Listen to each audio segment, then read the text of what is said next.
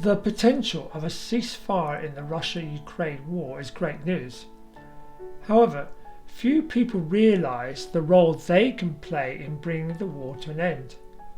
Public actors like Trump, Zelensky and Putin may sow the seed of peace, but like any seed it will only grow if the context is right. This context for peace is where we come in. Trump, Zelensky and Putin focus on the content of a deal and we focus on the context. In the end, there is no deal without an appropriate context. It may not be headline-grabbing work, but studies show it is the basis of lasting peace. So how do we create the context for Russia-Ukraine peace?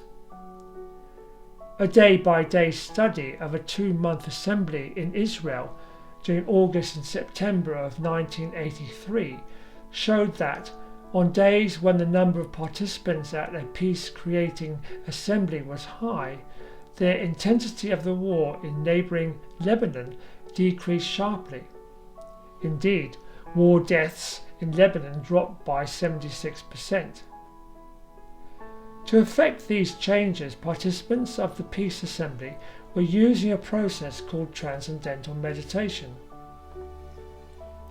More impressive still, during one large-scale peace-creating assembly with 8,000 meditators that continued for several years between 1988 and 1990, all major conflicts in the world came to an end, including the Soviet invasion of Afghanistan, a 7-year war between Iran and Iraq that killed millions, and most notably and unexpectedly, the Soviet-American Cold War that had threatened the world with nuclear annihilation for 40 years. In other words, while we may not have realized it, there is already the means to bring the Russian-Ukraine conflict to an end.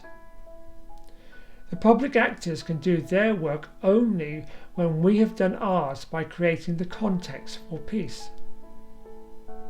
But why does a process like meditation work? The key is to realize that everything, including drones, your thoughts, and your toothbrush, arise from a field of energy potential scientists call the zero-point field. Spiritually, it's called various names such as Source or the Infinite. As the studies demonstrate, we are able to consciously interact with this field to influence the outcomes we desire. Professional athletes use this insight in their mental imagery to stay at the top of their game. In one study, participants were able to improve muscle strength by 24% lying on the couch using mental imagery alone, compared to 28% for those who worked out. To those embedded in the Russia-Ukraine conflict, this is not going to make sense. This is because our interaction with the field is determined by our level of consciousness. In his book, Power versus Force, David Hawkins presents the now famous map of these levels. A key threshold as men and women raise the level of consciousness occurs around 200 on the Hawkins scale. This is clearly illustrated in this version produced by GarciaCounseling.com. Below 200 are levels of consciousness driven by negative emotions such as fear and hatred. At this sub-200 level, men and women lack the ability to consciously interact with the field. Indeed, they may have no notion of the existence of the field. For them, reality consists of the material world.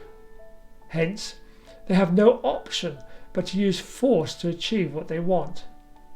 The results are predictably a projection of the emotions that drive them. Only above consciousness level 200 do inklings of the true nature of power begin to emerge. Above 200, the ability to consciously interact with the field becomes possible.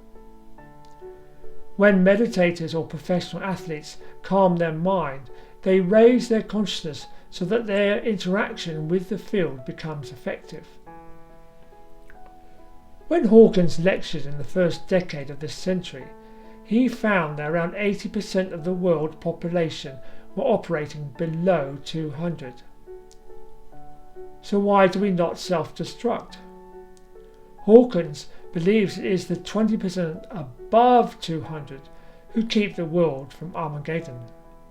In other words, conscious interaction with the field by the 20% above consciousness level 200 counterbalances the force perpetuated by the 80% of the population below 200. Hawkins' map suggests the great gift of a human life is the opportunity to raise one's level of consciousness. Ultimately, this appears to be the only show in town, and conflicts like the Russia-Ukraine war can be catalysts for the process. It is no accident that the Russia-Ukraine war immediately followed the COVID-19 pandemic.